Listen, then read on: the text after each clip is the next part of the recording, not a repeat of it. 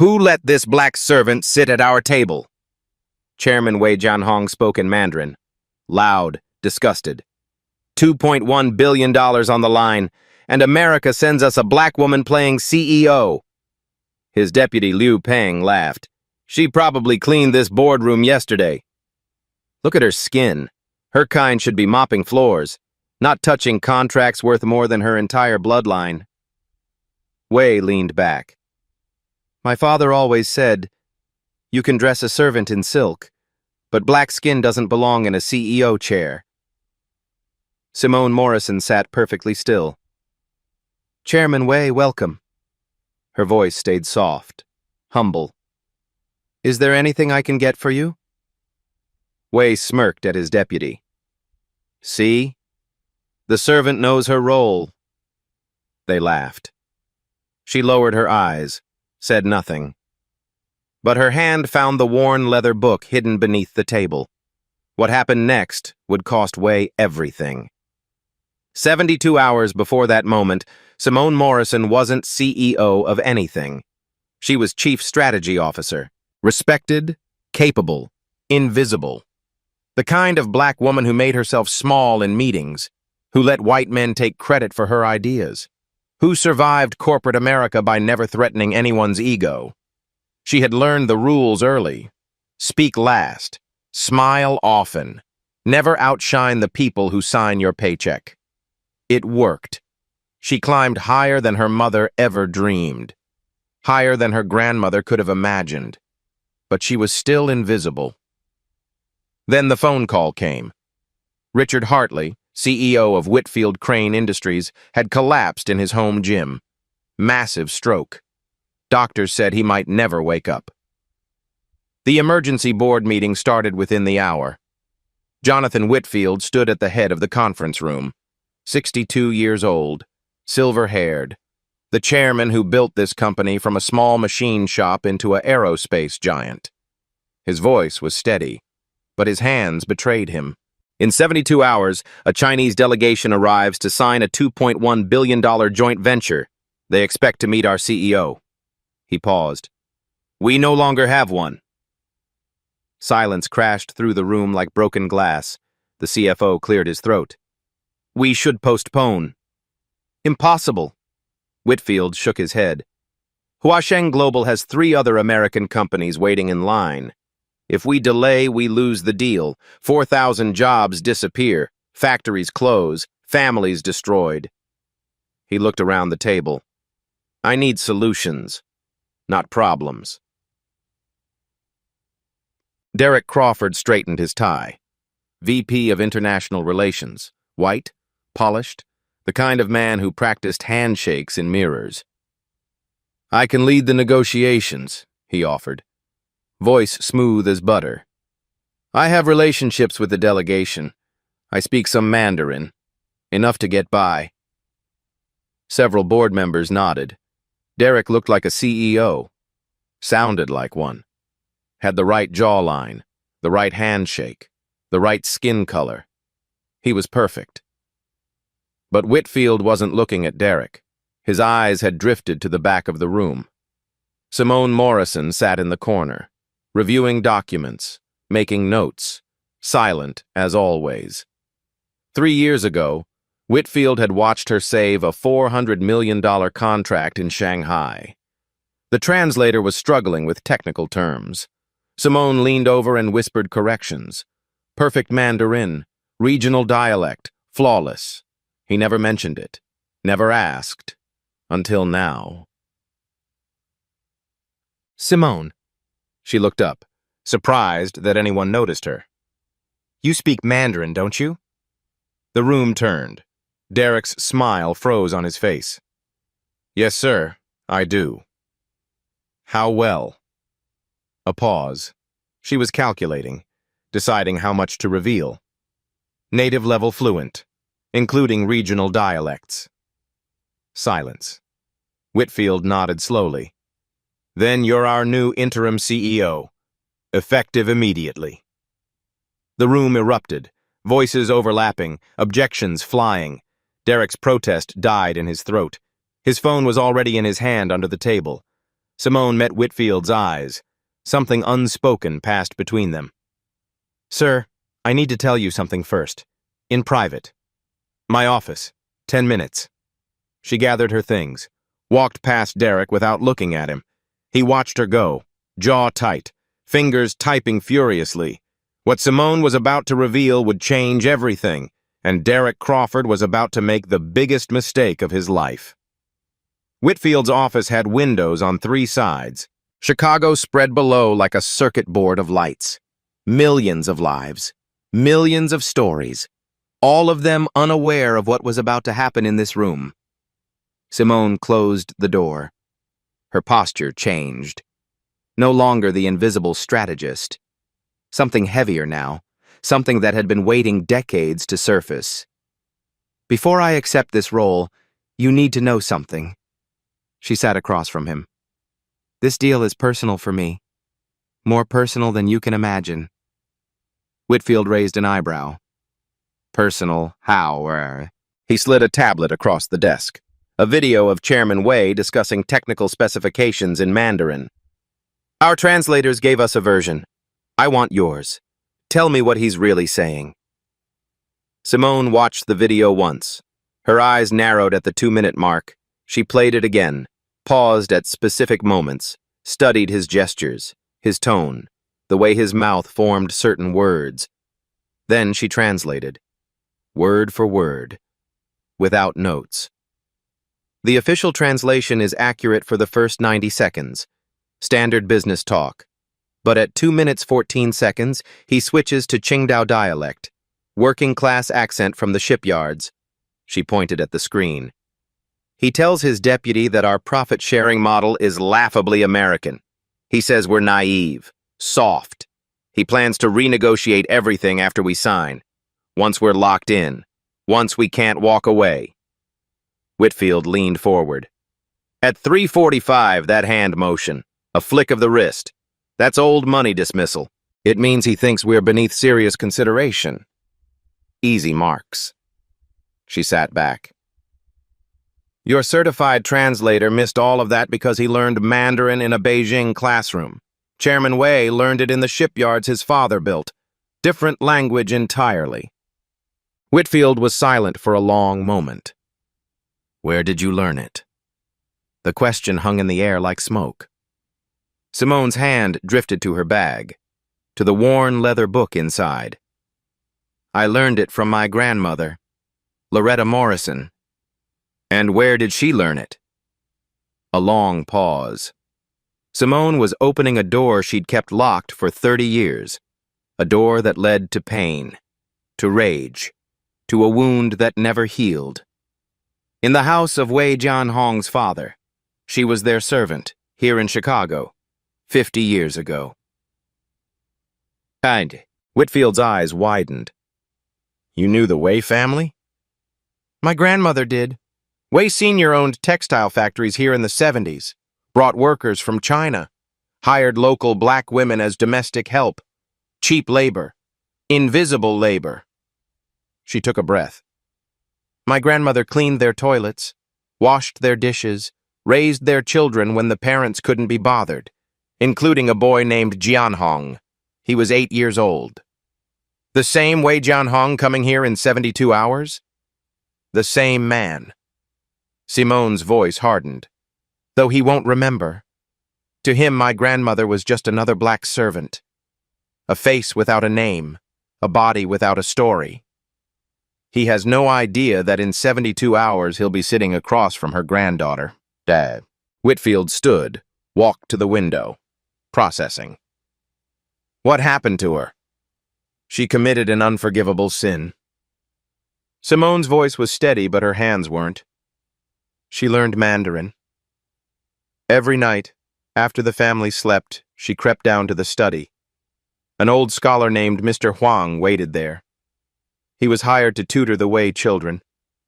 But he saw something in my grandmother, intelligence, hunger, a mind sharper than any of his wealthy students. He taught her for free, in secret, for 2 years. She paused. One evening, Wei Sr. came home early, found her reading aloud in Mandarin, fluid, beautiful, nearly perfect. His face twisted with rage. Simone pulled the leather book from her bag, set it on Whitfield's desk. He called her an animal trying to wear human clothes, a servant reaching above her station. He said things I won't repeat. Then he fired her, on the spot. No severance, no reference. Middle of a Chicago winter. 8-year-old Jian Hong watched from the doorway, eyes wide, silent. He said nothing, did nothing. She touched the cracked leather. Mr. Huang pressed this phrasebook into her hands as she left. Inside the cover, he wrote, "Language is freedom. May you never be silent when it matters."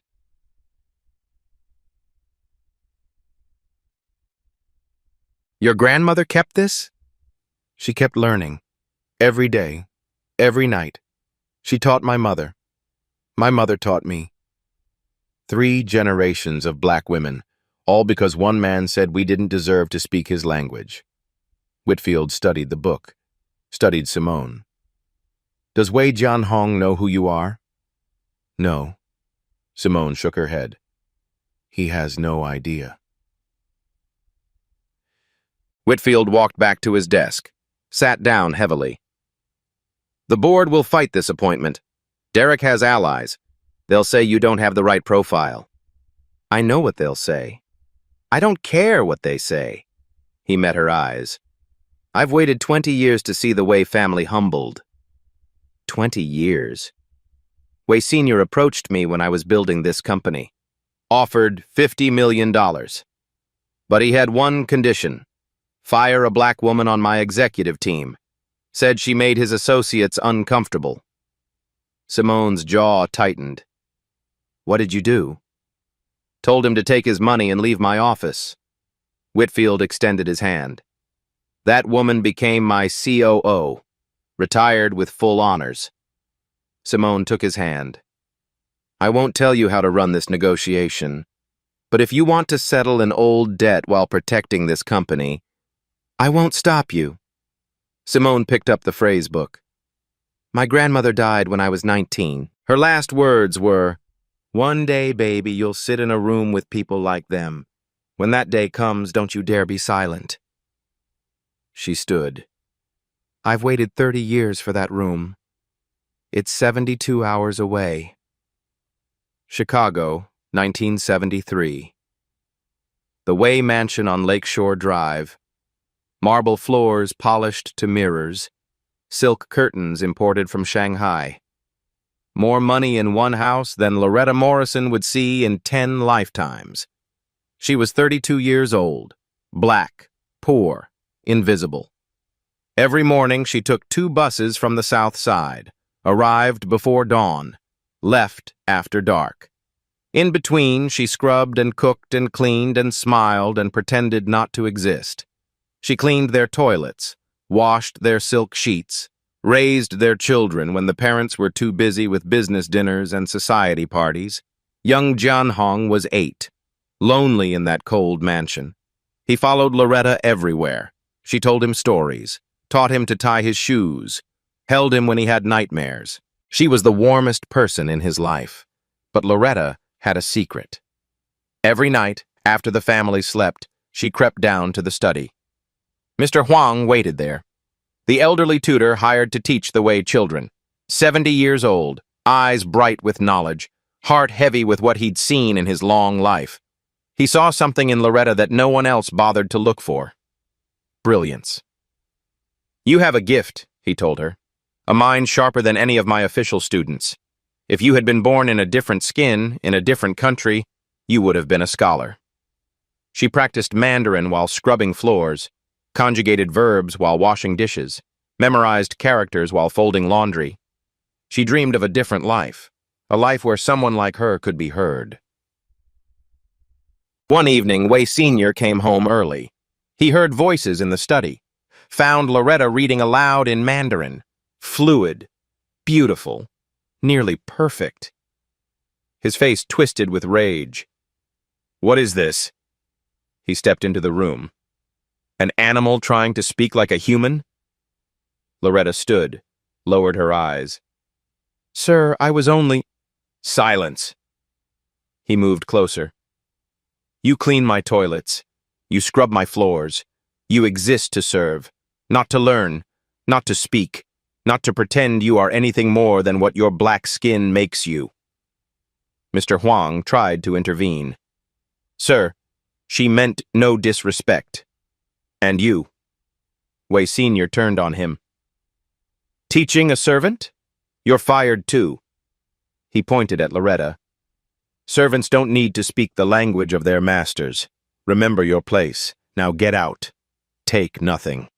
8-year-old Jian Hong watched from the doorway, eyes wide, silent, afraid. He said nothing, did nothing. Loretta walked out into the Chicago winter, nothing but the clothes on her back. At the door, Mr. Huang pressed a leather phrase book into her frozen hands. Inside the cover, his handwriting. For Loretta, language is freedom. May you never be silent when it matters. She never saw him again. He returned to China, died 10 years later. But Loretta never stopped learning. She taught her daughter. Her daughter taught Simone. 3 generations of women. Passing down a weapon forged in humiliation. 50 years later, that weapon was about to speak. 48 hours before signing. O'Hare International Airport, private terminal. Chairman Wei Jianhong stepped off the jet like he owned the runway. Designer suit worth more than most cars. Watch worth more than most houses. The arrogance of a man who had never heard the word no and meant it. His delegation followed. Deputy Chairman Liu Peng, Legal Counsel Madame Xu Mei. 3 assistants trained to laugh at his jokes and agree with his opinions. Derek Crawford was there to greet them. He'd insisted on being present. For continuity, he said. For betrayal, Simone knew. She stood behind the welcome committee, observing, listening, invisible, just like her grandmother. Wei's eyes passed over Simone without stopping. No recognition, no interest. Why would there be? To him, black servants all looked the same. Interchangeable, forgettable, beneath notice. He turned to Liu Peng, spoke in Mandarin, casual, careless. That's the new CEO? A black woman? He snorted. The Americans have truly lost their minds. Their country is collapsing. Liu Peng nodded. At least your father knew how to keep people like her in their proper place. Exactly. In China, we understand hierarchy. Some people lead, some people serve. This one forgot which category she belongs to. Madame Zhu's expression flickered, a microsecond of discomfort, then neutral again. Simone stepped forward, extended her hand. Warm smile. Welcome to Chicago, Chairman Wei. I hope your flight was pleasant. Wei shook her hand like he was touching something dirty. Adequate, he said through the interpreter. In Mandarin, to Liu Peng, her handshake is weak, like her people. This deal is going to be easier than I thought. Simone kept smiling. He had no idea she understood every word. That night, Derek Crawford sat in a hotel bar with Liu Peng. This wasn't their first meeting. Derek had been on Hua Sheng's payroll for 18 months, $2.3 million in a Cayman Islands account, in exchange for information. Access. Betrayal. He slid an envelope across the table. Everything you need to know about Simone Morrison. Liu Peng opened it. His eyebrows rose. She speaks Mandarin? Native level. She's been hiding it for years. Derek sipped his whiskey. Overheard her on a call 3 years ago. Never told anyone. Saved it for the right moment.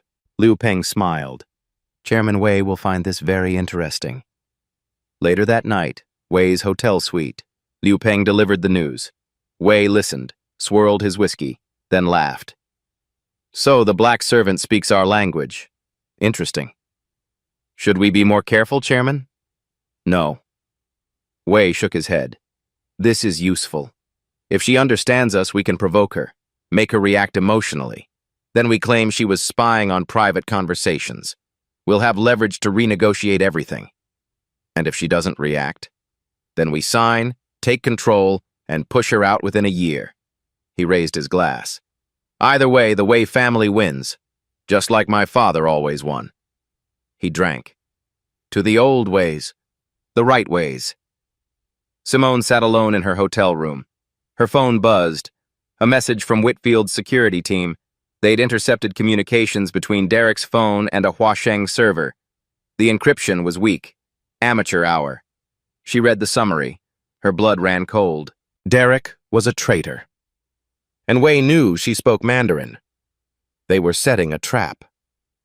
She stared at her grandmother's phrase book, traced the worn leather with her fingertips. What would you do, Grandma? The answer came clearly, as if Loretta was sitting beside her. Let them think they're winning. Let them say everything they truly believe. Let them hang themselves with their own words. Then take everything. Deck. Simone picked up her phone, texted Whitfield. We have a problem, and an opportunity. His reply came in seconds. Tell me everything. She started typing. Somewhere in the Chicago night, a trap was being set. But the trappers had no idea they were the prey. The servant's granddaughter was coming, and she was bringing 50 years of silence with her. 36 hours before signing. The emergency board meeting was a battlefield disguised as a conference room. Harrison Crane III led the opposition, grandson of the company founder, the kind of man who confused inheritance with intelligence and arrogance with leadership. Jonathan, with all due respect. He didn't have any respect, never did. Sending her to lead negotiations with a Chinese delegation is a mistake. Whitfield's voice was ice. What about it, Harrison? They're traditional, hierarchical. They'll expect someone who looks the part. You mean someone who looks like Derek? Silence. Or someone who looks like you. Crane's face reddened. I'm simply pointing out cultural considerations.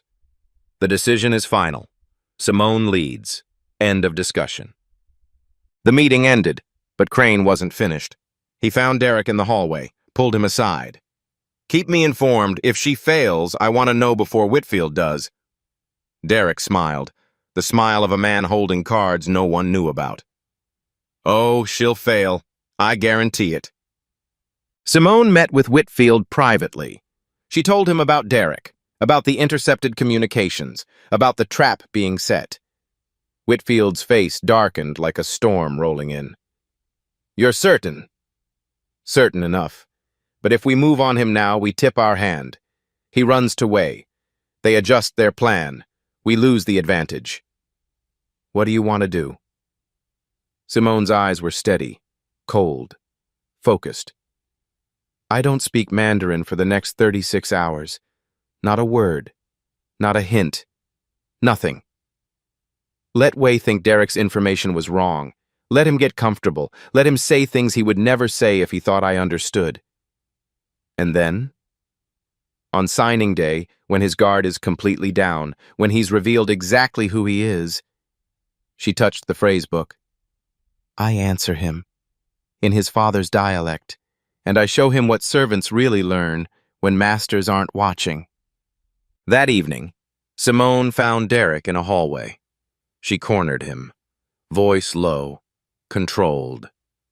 Derek, I know you wanted this position. I know you think you deserved it. He forced a smile, smooth, practiced. I'm just here to support the team, Simone. Good. Then support the team. Stay in your lane. She stepped closer, close enough to see the sweat forming on his forehead. And Derek? I know you've been talking to people you shouldn't. I don't know everything yet. She paused. But I will. His smile faltered. just for a second. Long enough. If I find out you've done anything to compromise this company, I will end your career in ways you can't imagine. She walked away. Derek watched her go, then pulled out his phone. A text to Liu Peng. She suspects something. Accelerate the plan. That night, Simone sat alone with the contracts, page by page, clause by clause, looking for the trap she knew was there.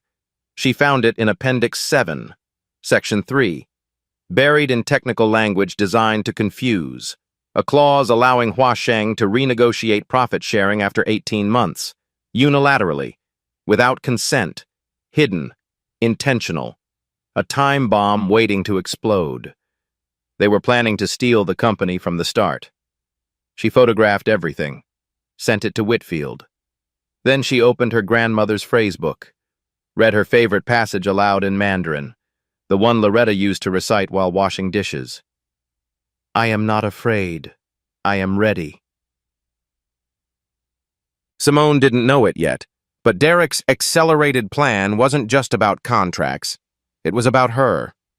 In 12 hours, she would be framed for corporate espionage, suspended, humiliated, walked out of the building like a criminal, just like her grandmother 50 years ago. History was about to repeat itself. But history had never met Simone Morrison, and history had never seen what happens when a servant's granddaughter refuses to stay silent. 12 hours before signing, 6 in the morning. Simone's phone exploded her awake. Whitfield's voice was tight, urgent. Get to the office, now, don't talk to anyone. She arrived to find security waiting at the elevator. They escorted her to the boardroom, like a prisoner, like a criminal. Inside, Harrison Crane III, 3 board members, and Derek Crawford, looking grave, concerned, sad. The performance of his life. On the screen behind them, emails, phone records, bank statements, all showing that Simone Morrison had been selling company secrets to a competitor. $500,000 in an offshore account. Her name on everything. The evidence was perfect, detailed, damning, and completely fabricated. Crane spoke first, enjoying every word. Ms. Morrison, would you like to explain these transactions? Simone's mind raced. This was Derek's work, the accelerated plan. These documents are forged. I've never seen that account. The evidence speaks for itself. Crane cut her off. Given the severity, the board moves to suspend Ms. Morrison pending investigation. She looked at Whitfield. His hands were tied. If he defended her now, he looked complicit, part of the conspiracy. But his eyes met hers. A message she could read clearly. I believe you. Play along. I'm working on something. Security took her badge. They escorted her through the office, past colleagues who suddenly couldn't meet her eyes, past the assistants she'd mentored, past Derek, who shook his head in theatrical sadness. Such a shame. I warned them she wasn't ready for this level. The elevator doors closed on her face. She was walked out the front entrance, the same way her grandmother was walked out of the Way Mansion 50 years ago. Same city, same humiliation, same silence, history repeating. So, Simone sat in her car. Parking garage, alone. The concrete walls pressed in, cold, gray, suffocating. She pulled out the phrasebook, opened it to the inscription. May you never be silent when it matters. Her hands shook. Tears threatened to fall. Is this how it ends? 50 years later, the same story? Grandmother walked out in winter. Granddaughter walked out in shame. Both destroyed by the same family. Her phone buzzed. Unknown number. A text. 3rd floor, east stairwell. Now. Come alone. X. Madame Xu. It could be another trap. Another humiliation waiting, but Simone had nothing left to lose. She got out of the car. This was the darkest moment. The moment when most people give up. When the powerful win because they always win. When servants remember their place and stay there. But Simone Morrison wasn't most people. She was Loretta's granddaughter. And Loretta never gave up. Not when Way Sr. fired her. Not when she walked into the Chicago winter with nothing. Not when she spent 30 years teaching her family a language she was told she didn't deserve to speak. Simone straightened her back, dried her eyes, walked toward the stairwell. Whatever waited there, she would face it. Because servants have long memories. And this servant's granddaughter was just getting started. The stairwell was cold, concrete, echoing. Madame Jumet stood waiting. She looked different than in the boardroom. Tired, conflicted, human. Ms. Morrison, we don't have much time. Simone kept her distance. Guard up. Why are you helping me? You work for Way. Xu was silent for a long moment. Then she spoke. My mother was a factory worker in Shenzhen. She cleaned floors in a textile factory. A factory owned by Way Sr. Simone went still. When she got sick, she asked for medical leave. 3 days. Just 3 days to see a doctor. They fired her instead. Said she was replaceable. Xu's voice cracked. Just barely. She died 3 months later. I was 15. I watched her die in a room with no heat because we couldn't afford the bills. 2 women stood in that cold stairwell. 2 daughters of women destroyed by the same family. 50 years and 2 continents apart. The same story. Xu continued. I spent 20 years working my way up. Law school, corporate positions, climbing, always climbing. Telling myself Wei Jianhong was different from his father. He's not. No. Xu shook her head. He's not. I've heard how he talks about people when he thinks no one important is listening. About workers. About women. About people like you and me. She pulled out a USB drive. This contains the original communications between Derek Crawford and Liu Peng. Payment records. Proof that Derek fabricated the evidence against you. Everything. Simone took the drive. Why give this to me? Because I'm tired of watching the children of powerful men destroy the children of servants. Because my mother deserved better. Because your grandmother deserved better. Xu's eyes burned. And because I want to see Wei Jianhong's face when he realizes he's lost. When he realizes that the women he dismissed as nothing were the ones who destroyed him. How do I get back in tomorrow? Xu explained. Whitfield will have this evidence by morning. He'll clear you. Quietly. No announcement. You walk into that boardroom uninvited. Derek won't expect it. Wei won't expect it. No one will. And then, Xu's eyes met hers. Then you do what your grandmother never got to do. You speak. In his language. In his father's dialect. You show him that the servants were always listening. Simone held the USB drive in one hand, the phrasebook in the other. My grandmother used to say, let the fool speak. The truth will answer. Tomorrow, Wei Jianhong will speak. And I will answer. That night, Whitfield reviewed the USB drive at his home. His face cycled through emotions, shock, anger, cold determination. He called his head of security. I need everything on Derek Crawford, every email, every call, every meeting for the past 2 years.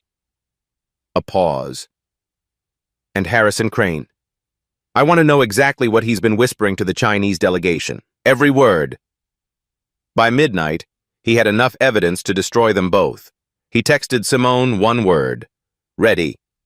She replied. Always. Somewhere in Chicago, a trap waited. But the trappers had become the trapped. Wei thought he was hunting a helpless black woman. Derek thought he was about to become wealthy beyond his dreams. Crane thought he was about to take control of the board. None of them understood what they were facing. Simone Morrison wasn't just a CEO. She was the end of a 50-year story. The final chapter her grandmother never got to write. And in 12 hours, she would walk into that boardroom and finish it. Not with anger, not with violence. With 12 words in Mandarin, spoken in the dialect that Wei's father had forbidden her grandmother to learn.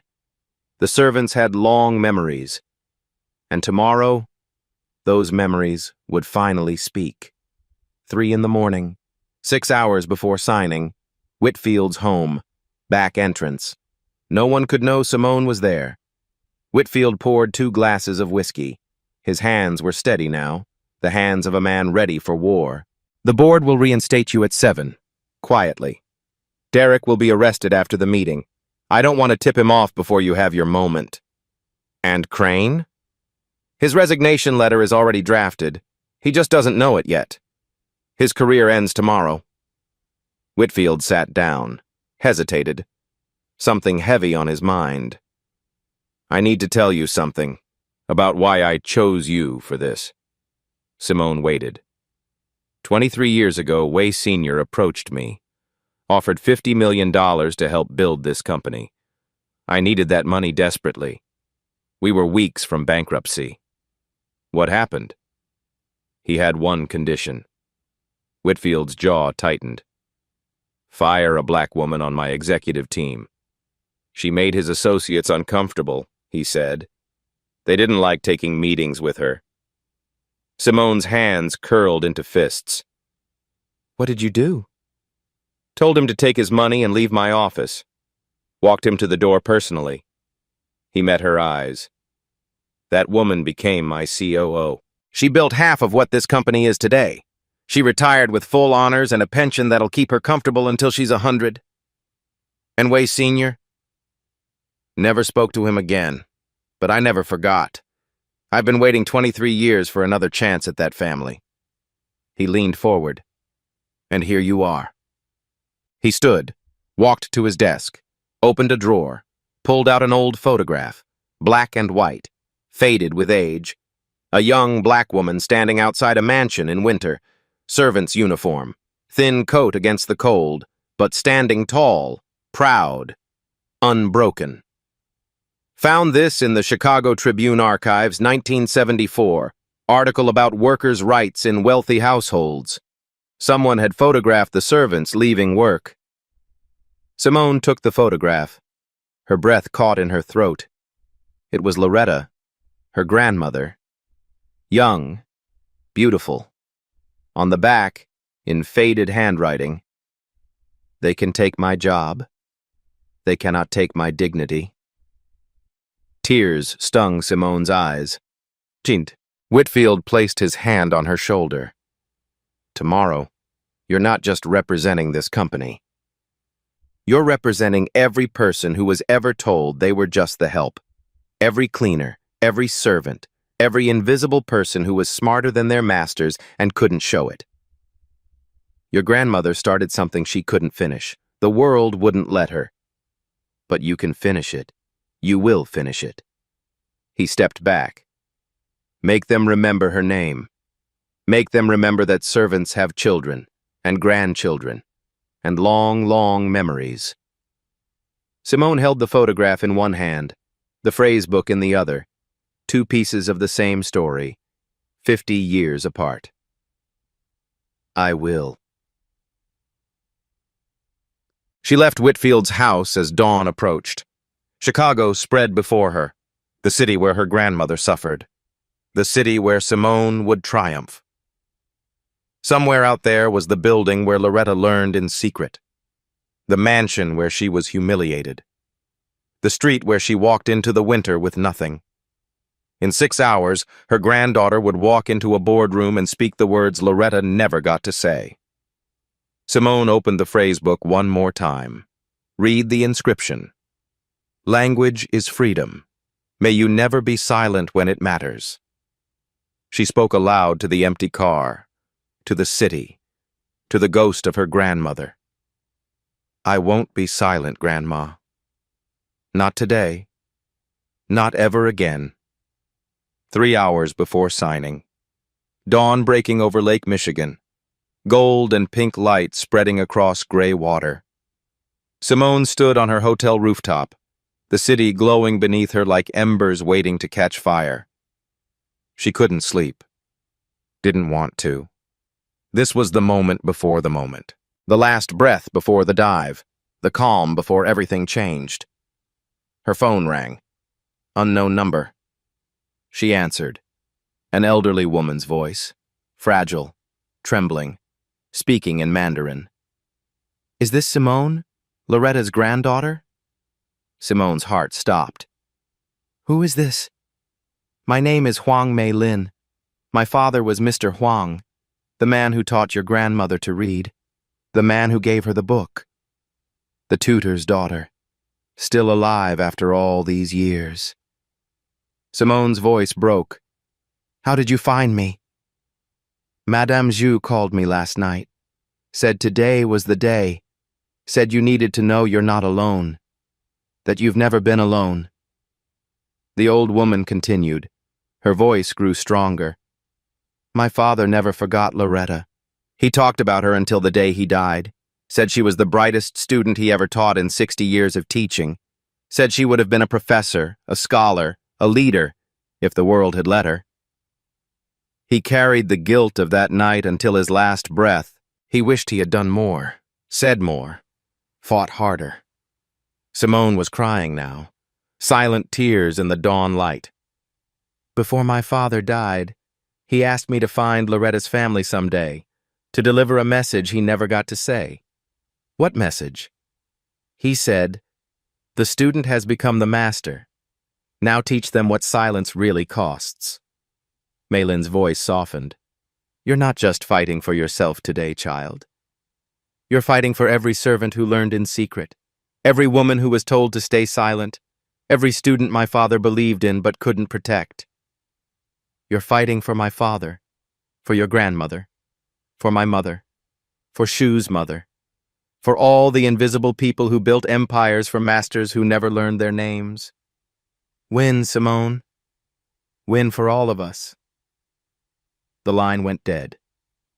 Simone stood alone on the rooftop, the phrase book in one hand, the photograph in the other. Loretta, Mr. Huang, Mei Lin, Shu's mother, her own mother, all of them watching, all of them waiting, all of them with her. She spoke aloud, to the wind, to the rising sun, to the ghosts. "I will not be silent, grandmother. I will speak for you, for all of you." Today, the servants answer. The sun rose higher over Lake Michigan, golden light on gray water. A new day, the last day of Wei Jianhong's empire. Simone checked her watch. 3 hours. She went inside to get ready. Navy suit, power cut, impeccable. She tucked the phrase book into her jacket, slipped the photograph into her pocket, looked at herself in the mirror. A black woman in a suit, a servant's granddaughter, a CEO. All three at once. And today, all three would speak. 9 in the morning. The 40th floor. The same boardroom from the beginning of this story. Contracts ready, pens waiting, everyone in position. Chairman Wei Jianhong sat at one end of the table, confident, triumphant. He'd already won in his mind. The black woman was destroyed. The deal was his.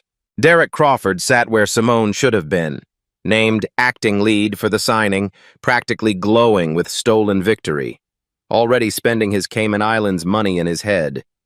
Liu Peng reviewed documents, made notes, played his part. Madame Shu sat quietly at the far end, her phone in her pocket, recording everything. Jonathan Whitfield sat at the side, looking defeated, shoulders slumped, playing his part perfectly. Harrison Crane III smirked from the corner, already planning his takeover. Security stood at the doors. Everything according to Wei's plan. Wei made his speech through the interpreter. Today marks a historic partnership, East meets West. We are pleased that recent complications have been resolved appropriately. Then he turned to Liu Peng, spoke in Mandarin, casual, careless, arrogant.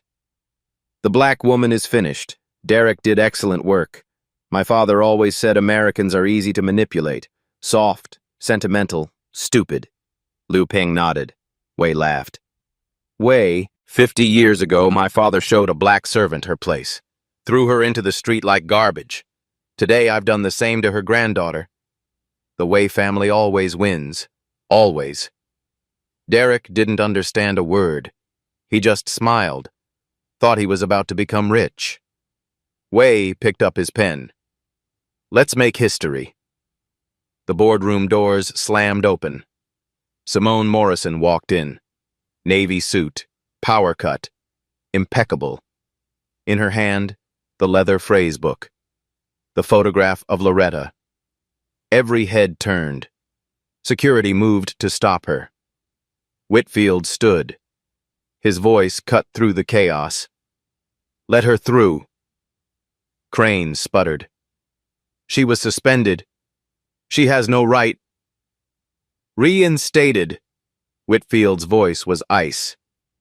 20 minutes ago, along with evidence that Derek Crawford has been committing corporate espionage for 18 months. Derek's face went white. Simone walked to the head of the table. Her heels clicked on marble. Each step a heartbeat. Each step a year of waiting. 50 years of silence walking toward its end. She stopped at the head of the table, stood tall, unafraid. Chairman Wei, before you sign, there are some matters to address. Wei forced a smile, condescending, amused. Ms. Morrison, I'm sorry for your difficulties, but this meeting is for authorized executives only. Perhaps you can wait outside until we're finished. To Liu Peng, in Mandarin, she's desperate, pathetic. Let her speak. It changes nothing. Simone opened her folder. Derek Crawford. Derek's head snapped up. 18 months ago, you opened an account in the Cayman Islands. Account number ending in 7742. That's ridiculous. Since then, you've received $2.3 million from a Huasheng subsidiary. In exchange, you provided confidential documents, sabotaged internal candidates, and fabricated evidence to frame me for crimes I didn't commit. She slid papers across the table. Bank records, emails, communications, all verified. She looked at him. Would you like to explain them to the board, or should I continue? Derek tried to run. Security was faster. The room erupted into chaos. Crane was sputtering. Liu Peng was frozen. Board members were shouting. Wei tried to salvage the situation. Smooth, professional. This is most unfortunate. Mr. Crawford clearly acted alone. A rogue employee. This doesn't affect our partnership. Simone turned to face him directly. I'm not finished, Chairman Wei. She placed the leather phrase book on the table, gently, deliberately. Do you recognize this book? Wei frowned. Should I? This belonged to a woman named Loretta Morrison. Simone's voice was steady, clear. Every word chosen with precision. In 1973, she worked in your father's house, here in Chicago, Lakeshore Drive. She cleaned your floors, cooked your meals, washed your clothes, taught you how to tie your shoes. Wei's frown deepened, ancient memory stirring. Marie. A face from childhood. Warm hands. Gentle voice. One night your father found her learning Mandarin. He fired her on the spot. Called her an animal. Said servants don't need to speak the language of their masters. Simone paused. She was my grandmother. Wei's face cycled through emotions. Recognition. Shock. And then something ugly. Dismissal. He turned to Liu Peng, spoke in Mandarin. A servant's granddaughter thinks she can threaten me? Pathetic. My father was right about these people. They don't know their place.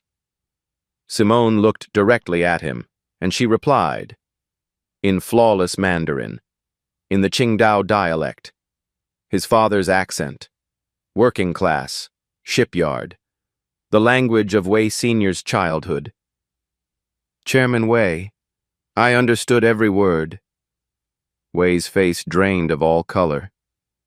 Every insult at the airport, every joke in the car, every time you mentioned your father with pride, every time you called me a servant. She leaned forward. Her voice dropped, cold as Chicago winter. You called me a servant's granddaughter. You're right, I am. But my grandmother didn't just learn your language, she mastered it, she passed it down. 3 generations of black women, all of us listening, all of us waiting, all of us remembering. The room was silent, frozen. Wei couldn't move, couldn't speak. Simone continued, still in Mandarin, still in his father's dialect. Your father silenced my grandmother, threw her into the snow, told her servants don't deserve to speak. He could not silence her legacy. And today, that legacy ends your $2 billion dream. She stood straight, switched to English, voice ringing through the room. Whitfield Crane Industries will not sign this deal.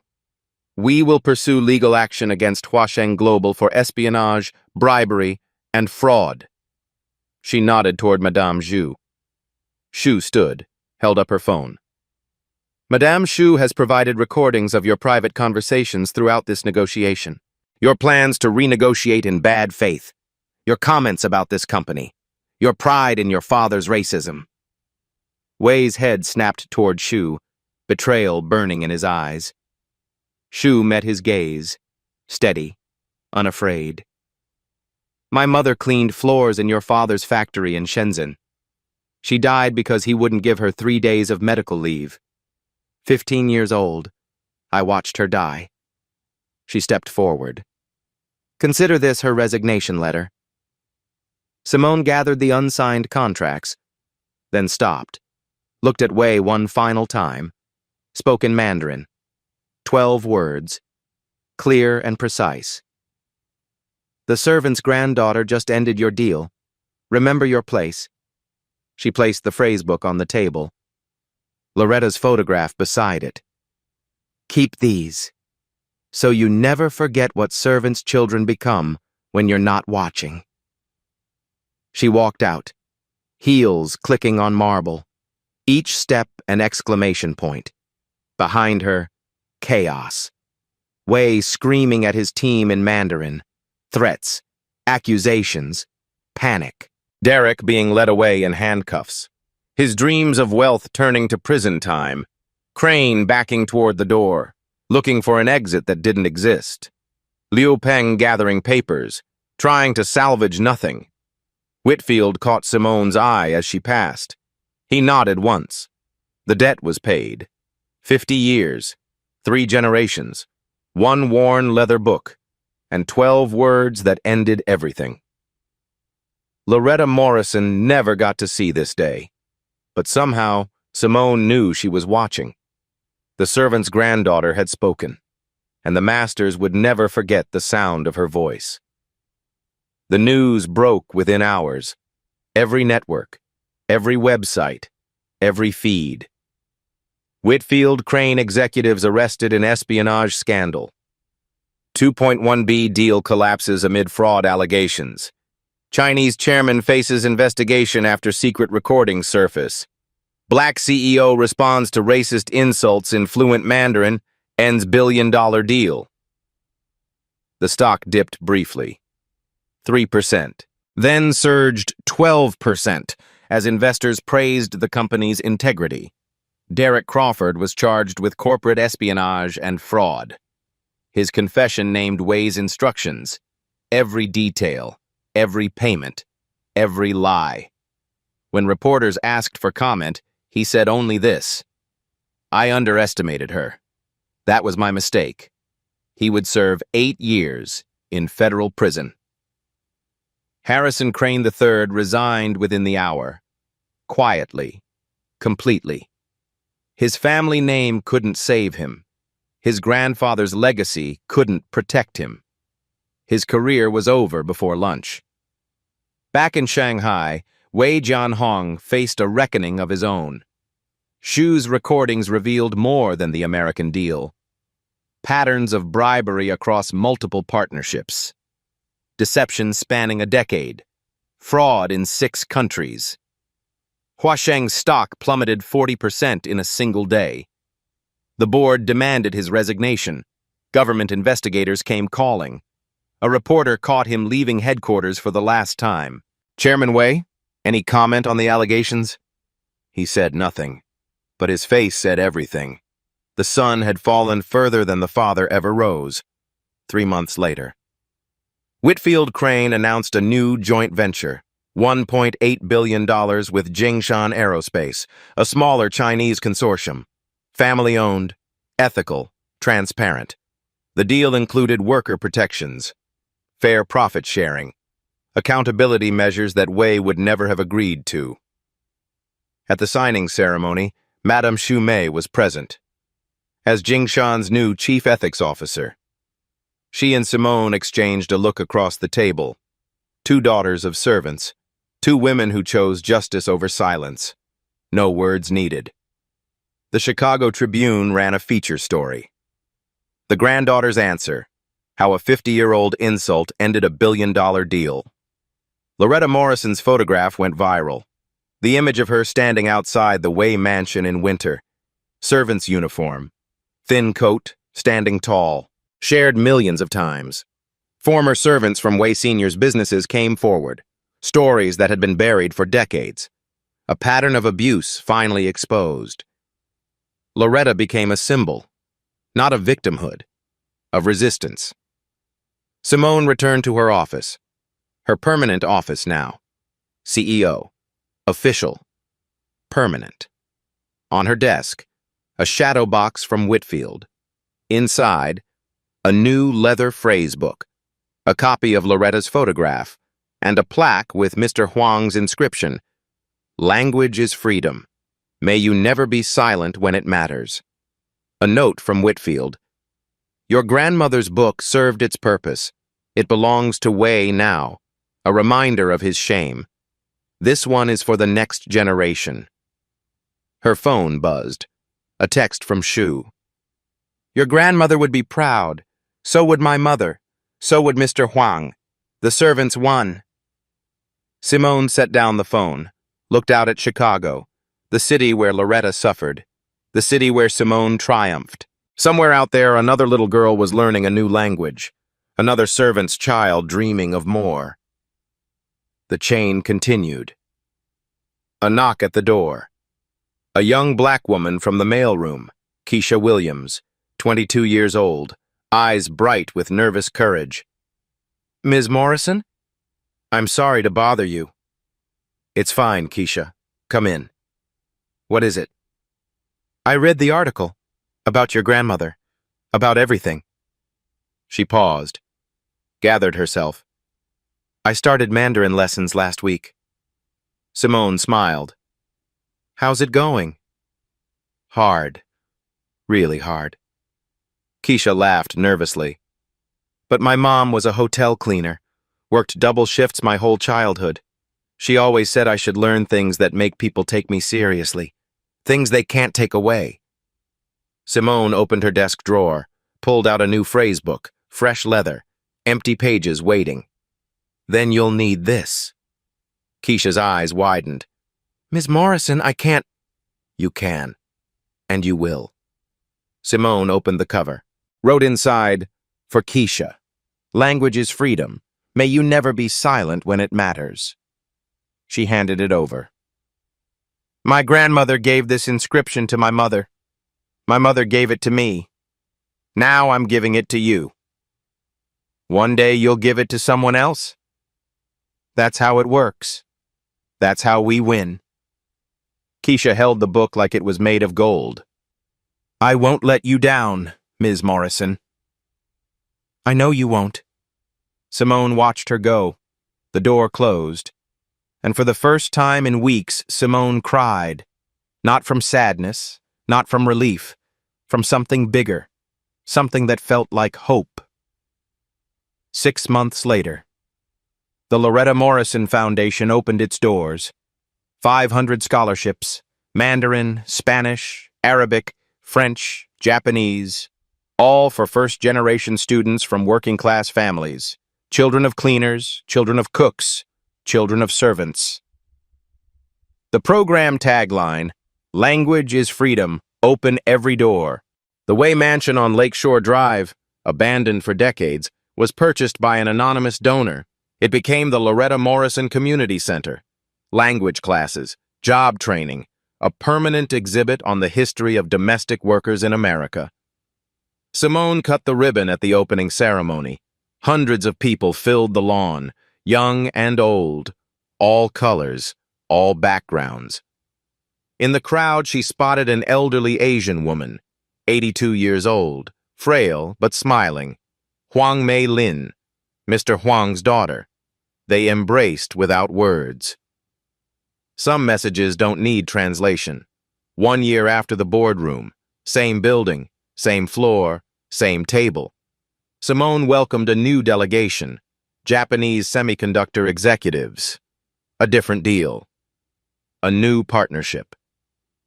Before the meeting began, one executive murmured to his colleague, in Japanese, something about unusual choice for CEO. Simone smiled, said nothing. Let them wonder. The meeting went perfectly. Professional. Successful. Respectful. As the delegation left, one executive paused at the door. Ms. Morrison, I must ask, do you speak Japanese? She answered in flawless Japanese. Only when it matters. He laughed, genuine respect in his eyes. I think we'll enjoy working with you, Ms. Morrison. He bowed. She bowed back. The game had changed, but Simone Morrison was always listening. That night, she visited the community center, walked through what used to be the Way Mansion study, the room where Loretta learned in secret, the room where she was condemned. Now it was a library, filled with language books, filled with dreams. Children's laughter echoed down the hallway. Simone sat in the corner, opened her phrasebook. Beneath Mr. Huang's inscription, she added her own line. I was not silent. Simone, 2024. She closed the book. Outside, children were laughing, learning, becoming. Loretta Morrison never got to see this day. She never saw her granddaughter in that boardroom, never heard those 12 words in Mandarin that ended a $2 billion deal. But I think she knew.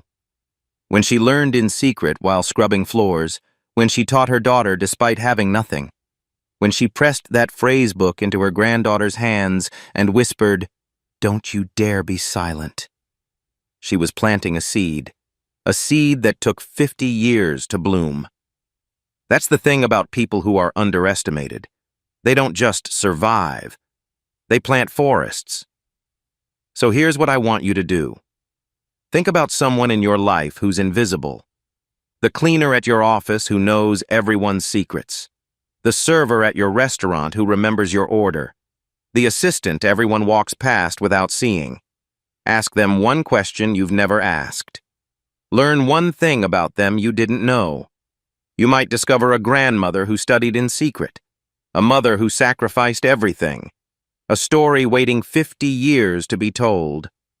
Every invisible person is a seed. Water them. And if this story moved you, if you saw your grandmother in Loretta, if you saw yourself in Simone, if you saw your future in Keisha, leave a comment. Tell me, who taught you to fight? Whose words do you carry? Like this video. Share it with someone who needs to hear it. Subscribe. Because next week, we're telling another story about someone who was invisible until they weren't. They called her a servant. She replied in their language, and everything changed.